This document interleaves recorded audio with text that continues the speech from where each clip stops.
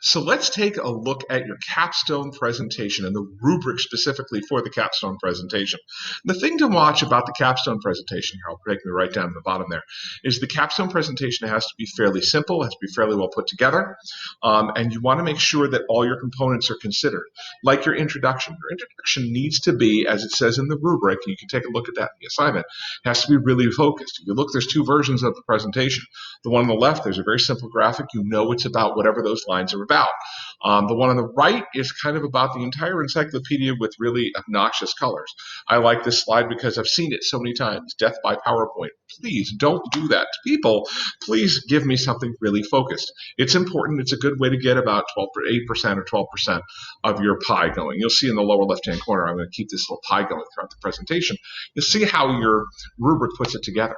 The next thing is your analysis. Now, first thing you may notice, the analysis is the biggest slice of the pie because it is. It's where you're going to take all your big ideas out of your head and into your presentation. And as you present your big ideas, you want them to flow logically from one to the next and then on to the next. That's how you make your analysis work. Now, organization. Organization is fairly important because organization, you've got this wonderful piece going on where everything's organized by color. That's just an arbitrary choice where I've got a yellow box and a couple of green boxes and a few blue ones, and that's just the way I've put things together.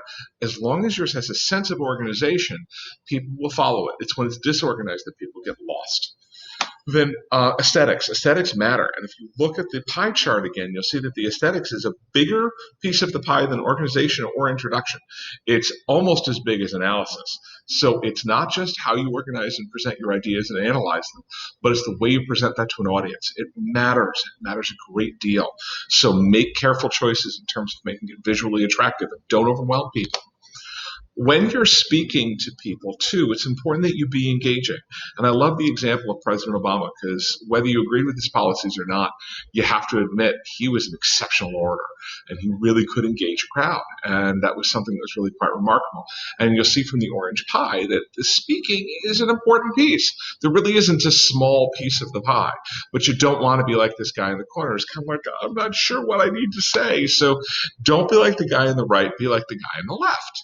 And that's what you want to do. Be pointed, be firm, and be assertive, and have good presence. Now, speaking of that, of which, body language is also a piece of it.